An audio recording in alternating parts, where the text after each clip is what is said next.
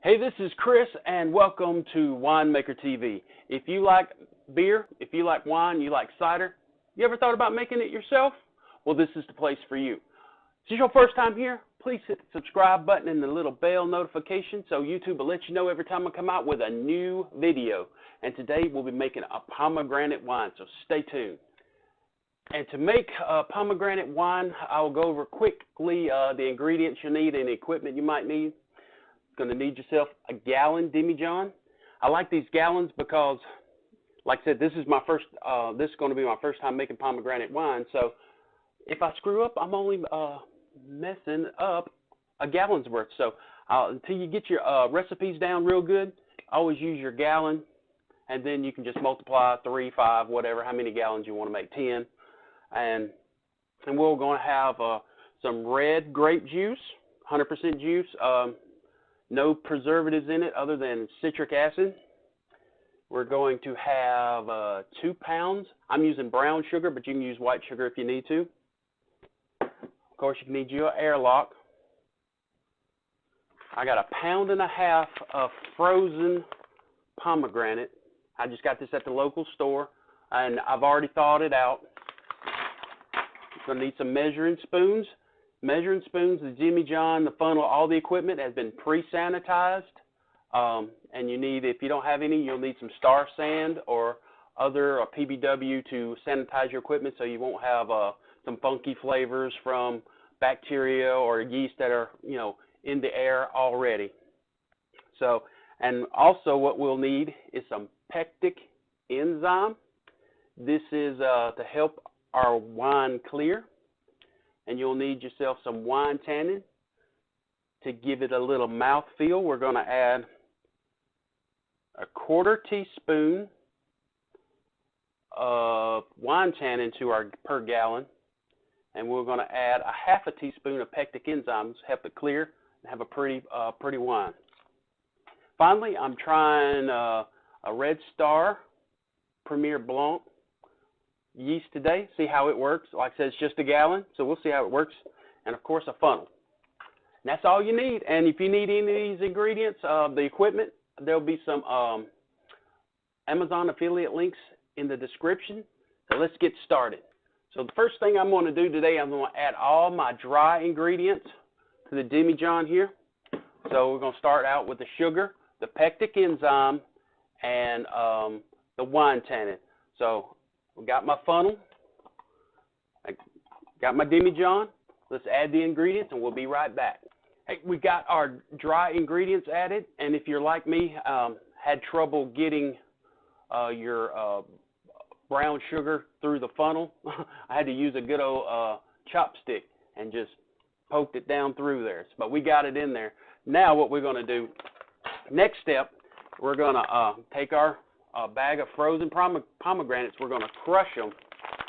So crush them real good. Leave them in the pack when you crush them because it makes it a little easier. So I'm just going to squeeze them up real tight. We're going to open them up and add them to the demijohn. So I'm going to do that and we'll be right back.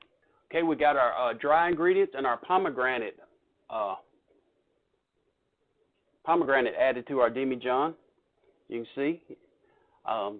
Crushing it beforehand. See the juice that came out? That's why we crushed it in the pack and it made it a little easier. And alternatively, if you don't want to use a frozen pomegranate, you can use pomegranate juice like Pom, or if there's anything else like that out there. So the next step is adding our grape juice, and we'll get started on that, and we'll be right back. Okay, we're going to add our grape juice. We're going to add a little bit of it, and then we're going to shake our juice up to get a little air in it. It helps the yeast kick off when we add our yeast. So I'm adding a little bit of grape juice to my demijohn right now. And then we'll get our top. We'll shake it up. Get a lot of air into it. Shaking it up. Yeah, let's add it to it. Now, I got a gallon of grape juice. So because I added the pomegranate, I will not be using this whole gallon. So you can even save it for later for another wine, or I'll just let my kids have the rest of it. So, but we're going to fill it up to about an inch from the top. or 2 inches from the top. That's one down and one more to go.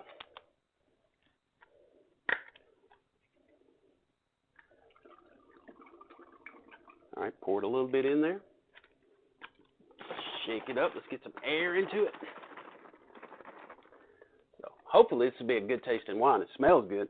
I've never made a wine out of a red before, so this is my first time. So I'm really excited to see how this turns out.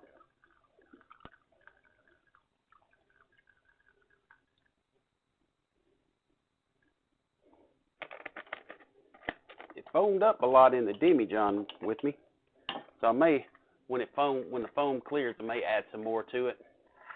But we're gonna shake it up now and incorporate all that sugars on the bottom.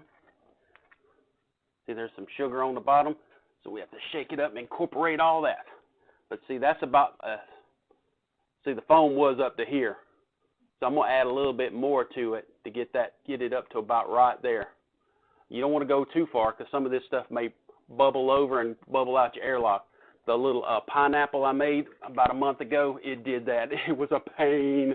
I kept having to change the airlocks because you hear it go psh out the airlock. Makes a sticky mess. So we don't want to fill it all the way to the top. So we'll get this really incorporated. So I'm going to finish up here with getting this sugar stirred in, and then we'll be right back to add the yeast. Okay, we got it all incorporated in. Look how pretty. You can see the seeds at the top. We'll strain that out. We can just siphon the juice off of it when it's time. So don't worry, no worries about that. But if you're using pomegranate juice, you should be good to go. The peptic enzyme, the instructions on it said wait an hour to pitch your yeast. So we're going to wait an hour and we'll be right back. And after that hour, we'll pitch this yeast and we'll be done for the day and we'll wrap things up. So we'll be right back. Okay, it's been an hour. Now it's time to pitch our yeast. As you can see, it's still a little foamy. So all we do is just pitch our yeast. I'm using a Premier Blanc, which is a white wine yeast. But with these gallon batches that I make, if it doesn't turn out fine, you know, I'm out of gallon. It's still going to be drinkable. So I like Red Star. I usually use a cuvee. All I had on hand this time is a Premier Blanc. So we're going to pitch this yeast. And sometimes the other people say start it in a mix. I've done that once in a year of making wines, and I've never had a problem just pitching my yeast straight in. So I pitched it straight in and just give it a little swirl, not a shake. Put the top. Just give it a tiny swirl to get it all in the liquid, so it'll start multiplying, eating sugar, pooping out alcohol. So we got our S-lock here, got our liquid in it, and this is when a yeast eats sugar, it does two things: poops out alcohol and carbon dioxide. We don't want oxygen to get in there, because when you get oxygen there, it becomes vinegar. So we put an airlock on there so the carbon dioxide can come out, but oxygen can't come in. So this is what it'll look like.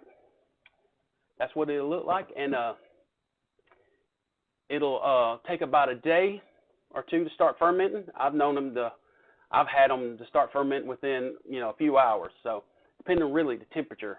It's winter time, but it's kind of warm here right now in Georgia. So it should be fermenting by the time this video goes up on YouTube, and it'll ferment about a week or two, and then you can, and if it's to help clear it, you can transfer it to a secondary, or you can bottle it, and after 2 or 3 weeks, and it should be ready to drink within a month and a half.